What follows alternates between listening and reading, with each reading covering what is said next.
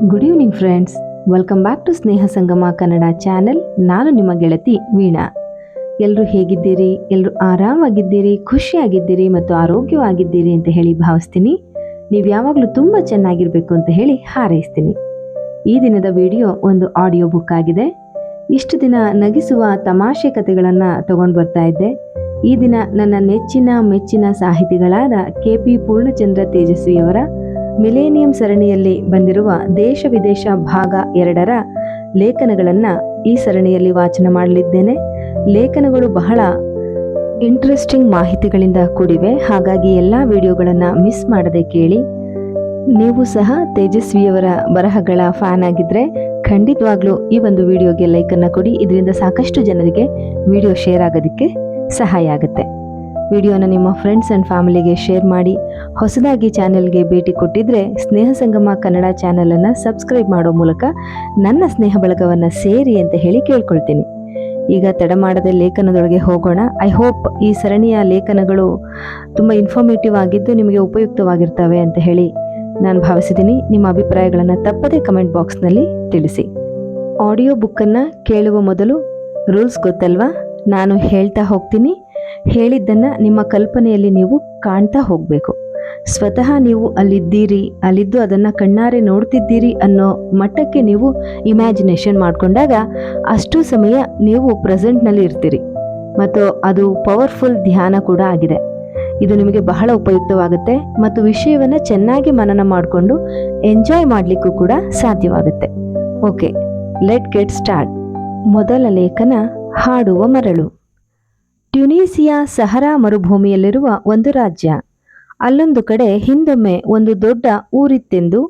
ಒಮ್ಮೆ ಬೀಸಿದ ಮಹಾ ಮರಳಿನ ಬಿರುಗಾಳಿಯಲ್ಲಿ ಆ ಊರು ದಿನ ಬೆಳಗಾಗುವುದರೊಳಗೆ ಅದು ಎಲ್ಲಿತ್ತೆಂಬ ಕುರುಹು ಇಲ್ಲದೆ ಮುಚ್ಚಿ ಹೋಯ್ತೆಂದು ಪ್ರತೀತಿ. ಅಲ್ಲಿದ್ದ ಜನರೆಲ್ಲ ಅಕಾಲ ಮರಣದಿಂದಾಗಿ ದೆವ್ವಗಳಾಗಿದ್ದಾರೆಂದು ನಂಬಿದ ಟ್ಯುನೀಸಿಯಾದ ಅಲೆಮಾರಿಗಳು ಯಾರೂ ಆ ಮರಳಿನ ದಿಣ್ಣೆಗಳ ಕಡೆಗೆ ಸುಳಿಯುತ್ತಿರಲಿಲ್ಲ. ಅಲ್ಲಿನ ಜನರೆಲ್ಲ ಮರಳೊಳಗೆ ಮುಳುಗಿ ಸತ್ತರೂ ಧರ್ಮಭೀರುಗಳಾದ ಅವರ ಪ್ರೇತಗಳು ಈಗಲೂ ಕಾಲಕಾಲಕ್ಕೆ ಮರಳೊಳಗೆ ಮುಳುಗಿ ಹೋದ ಮಸೀದಿಗೆ ಹೋಗಿ ನಮಾಜು ಮಾಡುತ್ತಾರೆಂದು, ಅವರು ಸಾಮೂಹಿಕವಾಗಿ ಅಲ್ಲಾಹು ಅಕ್ಬರ್ ಎಂದು ಕೂಗಿದ್ದನ್ನು ಅನೇಕ ವೇಳೆ ಕೇಳಬಹುದೆಂದು ಜನರು ಹೇಳುತ್ತಿದ್ದರು. ಅನೇಕರು ಕೇಳಿಸಿಕೊಂಡೂ ಇದ್ದರು. ಆ ಜಾಗದಲ್ಲಿ ಹಿಂದೊಮ್ಮೆ ಓಯಸಿಸ್ ಇದ್ದುದಕ್ಕಾಗಲಿ ಜನವಸತಿ ಇದ್ದುದಕ್ಕಾಗಲಿ ಯಾವ ಕುರುಹೂ ಇರಲಿಲ್ಲ.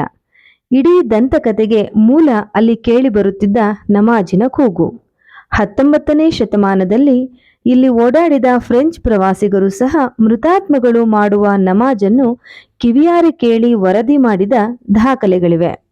ದೆವ್ವ ಪಿಶಾಚಿಗಳ ಬಗ್ಗೆ ಅಂಜಿಕೆ ಇದ್ದ ಆ ಕಾಲದಲ್ಲಿ ಈ ನಮಾಜಿನ ಕೂಗು ಎಲ್ಲಿಂದ ಬರುತ್ತದೆ ಎಂದು ಪರೀಕ್ಷಿಸಲು ಹೋಗಲೇ ಇಲ್ಲ. ಆದರೆ ಇಲ್ಲಿನ ಅಚ್ಚರಿಯ ಸಂಗತಿ ಎಂದರೆ ಈ ನಿರ್ಜನ ಮರಳುಗಾಡುಗಳಿಗೆ ಸಂಬಂಧಿಸಿದಂತೆ ಜಗತ್ತಿನ ನಾನಾ ಭಾಗಗಳಲ್ಲಿ ಇಂತಹ ಕಥೆಗಳು ಪ್ರಚಲಿತವಾಗಿರೋದನ್ನು ನಾವು ನೋಡಬಹುದು. ಮಾರ್ಕೋ ಪೋಲೋ ಅನ್ನುವಂತಹ ಒಬ್ಬ ಪ್ರವಾಸಿ ಗೋಬಿ ಮರುಭೂಮಿಯಲ್ಲಿ ಪ್ರವಾಸ ಮಾಡುತ್ತಾ ದೇಗುಲದ ಗಂಟೆಗಳ ದನಿಯನ್ನು ಹೋಲುವ ಸುಶ್ರಾವ್ಯ ಶಬ್ದಗಳು ಗೋಬಿ ಮರುಭೂಮಿಯಲ್ಲಿ ತಾನು ಕೇಳಿದ್ದನ್ನು ದಾಖಲು ಮಾಡಿ ಅಲ್ಲಿ ಪ್ರಾಚೀನ ಕಾಲದಲ್ಲಿ ಮರಳಿನೊಳಗೆ ಮುಳುಗಿ ಹೋಗಿರುವ ಲಾಮಾಗಳ ಆಶ್ರಮದಿಂದ ಈ ಶಬ್ದಗಳು ಬರುತ್ತಿದ್ದುವೆಂದು ಅದಕ್ಕೆ ಸಂಬಂಧಿಸಿದ ಪ್ರತೀತಿಯನ್ನ ಹೇಳ್ತಾನೆ. ಸಿನಾಯ್ ಮರುಭೂಮಿಯಲ್ಲಿ ಮುಳುಗಿ ಹೋದ ಚರ್ಚ್ ಒಂದರಿಂದ ಈಗಲೂ ಗಂಟೆ ಸದ್ದುಗಳು ಕೇಳುತ್ತವೆಂದು, ನೆಲದೊಳಗಿಂದ ಬರುವ ಈ ಸದ್ದಿಗೆ ಬೆದರಿ ಕಾರುವಾನಿನ ಒಂಟೆಗಳೆಲ್ಲ ದಿಕ್ಕಾಪಾಲಾಗಿ ಚೆದುರಿ ಹೋದವೆಂದು ಅರಬ್ ಯಾತ್ರಿಕರು ಹೇಳಿದ್ದಾರೆ. ಸುಮಾರು 200 ವರ್ಷಗಳ ಹಿಂದೆ ಸಿನಾಯ್ ಬೆಟ್ಟಗಳಿಗೆ ಯಾತ್ರೆ ಹೋದ ಯುರೋಪಿಯನ್ ಯಾತ್ರಿಕರು ಬೆಟ್ಟಗಳಿಂದ ಬರುತ್ತಿದ್ದ ಚರ್ಚ್ ಗಂಟೆ ಧ್ವನಿಯನ್ನು ಕೇಳಿ ಅಲ್ಲಿ ಚರ್ಚ್ ಒಂದು ಉದುಗಿ ಹೋಗಿದೆ ಎಂದು, ಅಲ್ಲಿನ ಪೂಜಾರಿಗಳು ಈಗಲೂ ಗಂಟೆ ಬಾರಿಸುವುದು ಕೇಳುತ್ತದೆಂದು ಕತೆ ಹಬ್ಬಿಸಿದರು. ಅನಂತರ ಈ ಶತಮಾನದ ಮೊದಲ ಭಾಗದಲ್ಲಿ ಅಲ್ಲಿಗೆ ಯಾತ್ರೆ ಹೋದ ಹಲವು ಯುರೋಪಿಯನ್ ಯಾತ್ರಿಕರಿಗೂ ಈ ಗಂಟೆ ಸದ್ದು ಕೇಳಿಸಿತು. ಇದರಿಂದ ಅಚ್ಚರಿಗೊಂಡ ಅವರು ಕೇವಲ ದಂತಕಥೆಯ ವಿವರಣೆಗಳಿಂದ ತೃಪ್ತರಾಗಿ ಹಿಂದಿರುಗಲು ತಯಾರಿರಲಿಲ್ಲ. ಅವರು ಆ ಗಂಟೆ ಸದ್ದಿನ ಮೂಲ ಯಾವುದೆಂದು ಹುಡುಕಲು ಶುರು ಮಾಡಿದರು. ಸಹರಾ ಮತ್ತು ಇತರ ಹಲವು ಮರಳುಗಾಡುಗಳಲ್ಲಿ ಇರುವ ಹಾಡುವ ಮರಳಿನ ವಿದ್ಯಮಾನ ಜಗತ್ತಿಗೆ ಮೊಟ್ಟ ಮೊದಲು ಗೊತ್ತಾಗಿದ್ದು ಹೀಗೆ. ಆ ಯಾತ್ರಿಕರು ಗಂಟೆ ಸದ್ದಿನ ಮೂಲವನ್ನು ಹುಡುಕಿದಾಗ ಸಿನಾಯ್ ಬೆಟ್ಟಗಳ ಕೆಲವು ಪಾರ್ಶ್ವದಲ್ಲಿರುವ ಮರಳಿನಿಂದ ಈ ಸದ್ದು ಉತ್ಪತ್ತಿಯಾಗುತ್ತಿರುವುದನ್ನು ಗಮನಿಸಿದರು. ಪಶ್ಚಿಮದಿಂದ ಬೀಸುವ ಬಲವಾದ ಗಾಳಿಯಿಂದಾಗಿ ಅಲ್ಲಿನ ಪರ್ವತಗಳ ಇಳಿಜಾರಿನಲ್ಲಿ ಮರಳು ಕಾಲಾಂತರದಲ್ಲಿ ಆ ರೀತಿ ಶೇಖರವಾಗಿತ್ತು. ಅಲ್ಲದೆ ಪಶ್ಚಿಮದ ಗಾಳಿ ಜೋರಾಗಿ ಬೀಸಿದಾಗ ಮರಳಿನಿಂದ ಆ ರೀತಿಯ ಸುಮಧುರ ನಿನಾದ ಹೊಮ್ಮುವುದನ್ನು ಆ ಯಾತ್ರಿಕರು ಗಮನಿಸಿದರು. ಅಲ್ಲಿ ಭೂಗತವಾದ ಯಾವ ದೇಗುಲವೂ ಇಲ್ಲವೆಂದು, ಆ ಸುಮಧುರ ನಾದಕ್ಕೆ ಬೆಟ್ಟದ ಮರಳೇ ಕಾರಣವೆಂದು ಹೇಳಿದರು. ಮರಳಿನಿಂದ ಗಂಟೆ ಸದ್ದು ಬರುತ್ತದೆಂದರೆ ಯಾರು ನಂಬುತ್ತಾರೆ? ಆದ್ದರಿಂದ ಭಕ್ತಾದಿಗಳು ದಂತಕಥೆಯ ವಿವರಣೆಯನ್ನೇ ನಂಬಿ ಯುರೋಪಿಯನ್ ಯಾತ್ರಿಕರ ವಿವರಣೆಯನ್ನ ಅಲ್ಲಗೆಳೆದರು. ಈ ವಿವಾದವನ್ನ ಕೇಳಿಸಿಕೊಂಡಿದ್ದ ಸ್ಕಾಟ್ ಪ್ರಕೃತಿಶಾಸ್ತ್ರಜ್ಞ ಸರ್ ಡೇವಿಡ್ ಬ್ರವೆಸ್ಟರ್ ಸಿನಾಯ್ ಪರ್ವತಗಳಿಗೆ ಭೇಟಿ ಕೊಟ್ಟು ವಾಸ್ತವಾಂಶ ತಿಳಿಯಲು ಸಂಶೋಧನೆ ಆರಂಭಿಸಿದ. 1868ರಲ್ಲಿ 4 ಜನ ಸಹಾಯಕರೊಡನೆ ಆ ಸ್ಥಳಕ್ಕೆ ಭೇಟಿ ಕೊಟ್ಟ ಬ್ರವೆಸ್ಟರ್ ಗಂಟೆ ಬಾರಿಸುವ ಪರ್ವತಗಳ ಬಗ್ಗೆ ಲೆಟರ್ಸ್ ಅನ್ಯಾಚುರಲ್ ಮ್ಯಾಜಿಕ್ ಪುಸ್ತಕದಲ್ಲಿ ಬರೆದಿದ್ದಾನೆ. ಬ್ರವೆಸ್ಟರ್ ತನ್ನೊಡನಿದ್ದ ಮಾರ್ಗದರ್ಶಿಯೊಬ್ಬನಿಗೆ ಆ ಗಂಟೆ ಬಾರಿಸುವ ಪರ್ವತದ ಶಿಖರವನ್ನೇರಲು ಹೇಳಿದ. ಆ ಮಾರ್ಗದರ್ಶಿ ಅರ್ಧ ಹತ್ತುವವರೆಗೂ ಏನೂ ಸದ್ದು ಕೇಳಲಿಲ್ಲ. ಆದರೆ ಅವನು ಅರ್ಧಕ್ಕಿಂತಲೂ ಕೊಂಚ ಮೇಲೆ ಹತ್ತಿರಬೇಕಾದರೆ ಅವನ ಕಾಲ್ತುಳಿತಕ್ಕೆ ಮರಳು ಕೊಂಚ ಜಾರಿ ಕೆಳಗಿಳಿಯತೊಡಗಿದಾಗ ಮೆಲ್ಲಗೆ ತಂತಿವಾದ್ಯವನ್ನು ಮೀಟಿದ ಸದ್ದು ಶುರುವಾಯಿತು. ಮೇಲಿನಿಂದ ಕೆಳಗಿಳಿಯುತ್ತಿದ್ದ ಮರಳು ಇನ್ನೂ ಹೆಚ್ಚು ಹೆಚ್ಚು ಮರಳನ್ನ ತನ್ನೊಡನೆ ಜಾರಿಸಲು ಶುರು ಮಾಡುತ್ತಲೂ ತಂತಿಯ ಝೇಂಕಾರ ಗಟ್ಟಿಯಾಗುತ್ತಾ ಮರಳಿನ ಪಾತ ನೆಲಮುಟ್ಟುವಷ್ಟರಲ್ಲಿ ದೂರದ ಗುಡುಗಿನಷ್ಟು ಗಟ್ಟಿಯಾಗಿ ಕೇಳಿಸತೊಡಗಿತು. ಆ ಸದ್ದು ಸುತ್ತಮುತ್ತಲಿನ ಗ್ರನೈಟ್ ಬಂಡೆಗಳಿಂದೆಲ್ಲ ಪ್ರತಿಫಲಿಸಿ ಆ ಕಂಪನಗಳಿಂದ ಬೇರೆಡೆಗಳಿಂದಲೂ ಮರಳು ಸುಶ್ರಾವ್ಯ ದನಿಗೈಯುತ್ತಾ ಜರುಗಲು ಪ್ರಾರಂಭವಾಯಿತು. ಹಾಡುವ ಮರಳು ಇರುವುದು ವಾಸ್ತವಾಂಶವೆಂದಾದ ನಂತರ ಪ್ರಪಂಚದ ಅನೇಕ ಕಡೆಗಳಲ್ಲಿ ಈ ವಿದ್ಯಮಾನ ಬೆಳಕಿಗೆ ಬರತೊಡಗಿತು.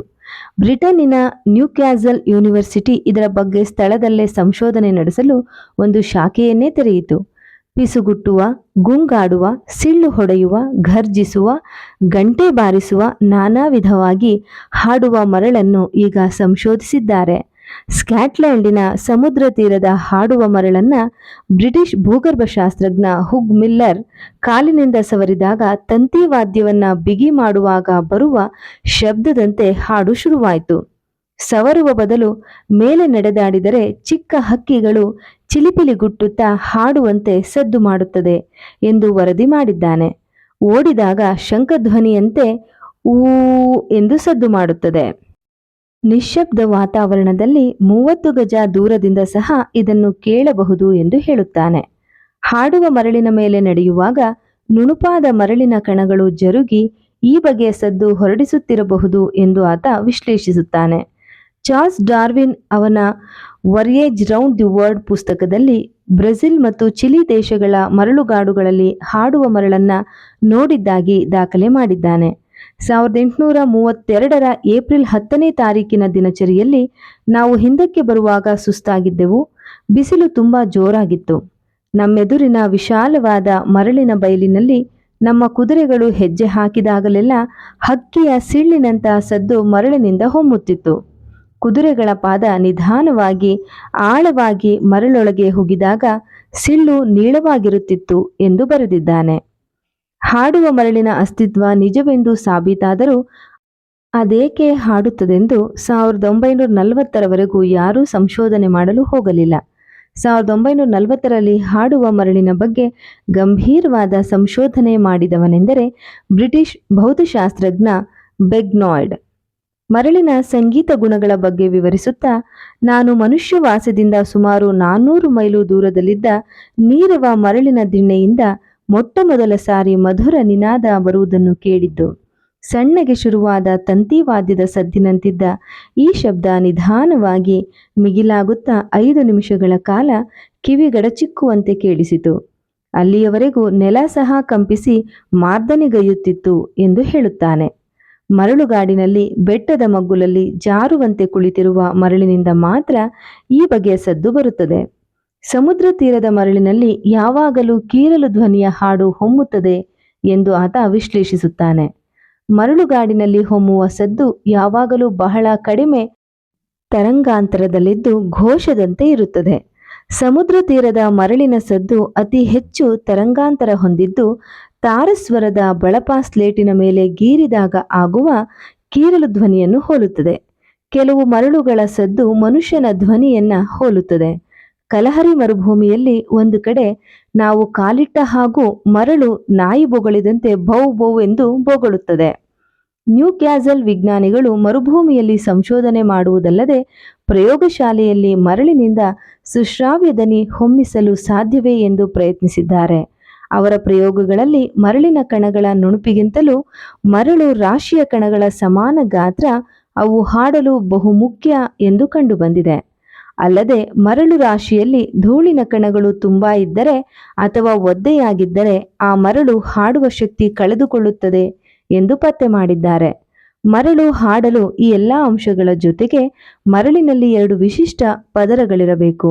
ಎಂದರೆ ಮರಳು ದಿಣ್ಣೆಯ ಮೇಲೆ ಚಿಕ್ಕ ಕಣಗಳ ಪದರ ಇದ್ದರೆ ಅಡಿಯಲ್ಲಿ ದಪ್ಪ ಕಣಗಳ ಪದರ, ಇಲ್ಲವೇ ಅಡಿಯಲ್ಲಿ ಒಂದು ಜಾತಿಯ ಕಲ್ಲು ಹುಡಿಗಳ ಮರಳಿದ್ದರೆ ಮೇಲೆ ಇನ್ನೊಂದು, ಈ ರೀತಿ ವಿಶಿಷ್ಟ ಪದರವಾಗಿ ವಿಭಜನೆಗೊಂಡ ರಾಶಿಯಿಂದ ಮಾತ್ರ ಸಂಗೀತ ಹೊಮ್ಮುತ್ತದೆಂದು ಸಂಶೋಧಿಸಿದ್ದಾರೆ. ಲೇಖನ ಇಲ್ಲಿಗೆ ಮುಕ್ತಾಯವಾಯಿತು. ಪುಸ್ತಕದ ಪ್ರಾರಂಭದಲ್ಲಿ ತೇಜಸ್ವಿಯವರು ಮರಳುಗಾಡಿನ ಕುರಿತಾಗಿ ತಮ್ಮ ಅಭಿಪ್ರಾಯಗಳನ್ನು ಹಂಚಿಕೊಂಡಿದ್ದಾರೆ. ಅದು ಹೀಗಿದೆ: ಮರಳುಗಾಡಿನ ಬಗ್ಗೆ ಜನಜನಿತವಾಗಿರುವ ದುರಭಿಪ್ರಾಯವೇ ನನ್ನಲ್ಲೂ ಇತ್ತು. ಮನುಷ್ಯನಿಗೆ ಸವಾಲಾಗಿರುವ ಮರಳುಗಾಡುಗಳು ನಿರಾಸೆ, ಕಷ್ಟ, ಕಾರ್ಪಣ್ಯ, ದುಃಖ ಮತ್ತು ಸಾವನ್ನು ಸಂಕೇತಿಸುತ್ತವೆಂದು ನಾನು ಭಾವಿಸಿದ್ದೆ. ಅದರಲ್ಲಿ ಕುತೂಹಲಕರವಾದುದು ಏನೂ ಇರಲು ಸಾಧ್ಯವಿಲ್ಲವೆಂದೇ ತಿಳಿದಿದ್ದೆ. ಆದರೆ ಜಗತ್ತಿನ ಆಗುಹೋಗುಗಳಲ್ಲಿ ಮರಳುಗಾಡು ವಹಿಸಿರುವ ಪಾತ್ರ ನೋಡಿದಾಗ ನನಗೆ ಅಚ್ಚರಿಯಾಯಿತು. ಜಗತ್ತಿನ ಅನೇಕ ಮಹಾ ಚಿಂತನೆಗಳು ಹುಟ್ಟಿರುವುದು ಮರಳುಗಾಡಿನಿಂದಲೇ. ಬಹುಪಾಲು ಇವತ್ತಿನ ಧರ್ಮಗಳೆಲ್ಲ ಹುಟ್ಟಿರುವುದು ಮರಳುಗಾಡಿನಿಂದಲೇ. ಜಗತ್ತಿನ ಬಹಳಷ್ಟು ಪ್ರಾಚೀನ ನಾಗರಿಕತೆಗಳ ಉಗಮವೆಲ್ಲ ಮರಳುಗಾಡಿನಿಂದಲೇ ವಿಕಾಸವಾಗಿವೆ. ಅಲ್ಲದೆ ಜಗತ್ತಿನ ಅಪ್ರತಿಮ ವೀರಾಗ್ರಣಿಗಳು, ದಂಡನಾಯಕರು, ಯುದ್ಧ ಕುಶಲಿಗಳು ಮರಳುಗಾಡಿನಿಂದಲೇ ಬಂದು ಚರಿತ್ರೆ ನಿರ್ಮಿಸಿರುವುದನ್ನು ಕಾಣಬಹುದು. ಬಹುಶಃ ಮನುಷ್ಯ ಸುಖ, ಸಮೃದ್ಧಿ, ಸಂತೋಷಗಳ ನಡುವಿಗಿಂತ ಮೌನ, ಏಕಾಂತ, ಸವಾಲುಗಳ ನಡುವೆ ಮಹತ್ತಾದುದನ್ನು ಸಾಧಿಸುತ್ತಾನೇನೋ. ಅದರ ಮಹಾಮೌನದ ಏಕಾಂತದಲ್ಲಿ ಕುಳಿತು ಇಡೀ ಇಹದ ಅಂತಿಮ ಉದ್ದೇಶವನ್ನ ಚಿಂತಿಸಿ ಆಧ್ಯಾತ್ಮಿಕ ಮತ್ತು ಪಾರಮಾರ್ಥಿಕ ಸತ್ಯಾನ್ವೇಷಣೆ ಮಾಡಿದ್ದಾನೇನೋ. ಮರಳುಗಾಡಿನ ಗಾಂಭೀರ್ಯ, ಮಹಾವಿಸ್ತಾರ, ಜನವಿಹೀನ ಏಕಾಂತ ಅದಕ್ಕೊಂದು ವಿಚಿತ್ರ ಸೌಂದರ್ಯ ಮತ್ತು ಆಕರ್ಷಣೆಯನ್ನ ನೀಡಿದೆ. ಈ ಕುರಿತು ನನ್ನ ಕುತೂಹಲ, ಅನ್ವೇಷಣೆಗಳ ಕೆಲವಷ್ಟನ್ನು ಇಲ್ಲಿ ನಿಮಗೆ ವಿವರಿಸಿದ್ದೇನೆ. ಒಂದಾನೊಂದು ಕಾಲದಲ್ಲಿ ಸಮೃದ್ಧ ಭೂಮಿಯಾಗಿದ್ದ ಸಹರಾ ಅನಂತರ ಭೀಕರ ಮರಳುಗಾಡಾಗಿ ಪರಿವರ್ತನೆಯಾಗಿ ಈ ಪುಸ್ತಕದಾದ್ಯಂತ ವಿಸ್ತರಿಸಿರುವುದನ್ನು ಕಾಣುತ್ತೀರಿ. ಬರೆದಿರುವವರು KP ಪೂರ್ಣಚಂದ್ರ ತೇಜಸ್ವಿಯವರು. ಪ್ರಕೃತಿ ಎಷ್ಟು ವಿಶೇಷ, ವಿಶಿಷ್ಟ ಮತ್ತು ವಿಸ್ಮಯ ಅಲ್ವಾ? ಇಂತಹ ಇನ್ನು ಹಲವಾರು ಲೇಖನಗಳನ್ನು ಈ ಸರಣಿಯಲ್ಲಿ ನೀವು ಕೇಳಬಹುದು. ತಪ್ಪದೆ ಲೈಕ್ ಮಾಡಿ, ಶೇರ್ ಮಾಡಿ, ಕಮೆಂಟ್ ಮಾಡಿ. ಓದುವಂತಹ ಅಭಿರುಚಿ, ಸಾಹಿತ್ಯ ಕೃತಿಗಳನ್ನು ಕೇಳುವ ಅಭಿರುಚಿ ಎಲ್ಲರಲ್ಲೂ ಬೆಳೆಯಲಿ ಅಂತ ಹೇಳಿ ಹಾರೈಸ್ತಾ ನಾನು ಹೋಗ್ಬರ್ತೀನಿ. ಮತ್ತೆ ಸಿಗ್ತೀನಿ ಮತ್ತೊಂದು ಇಂಟ್ರೆಸ್ಟಿಂಗ್ ಆದ, ನಿಮ್ಮೆಲ್ಲರಿಗೂ ಉಪಯುಕ್ತವಾಗುವಂತಹ ವಿಡಿಯೋದೊಂದಿಗೆ. ನಮಸ್ಕಾರ.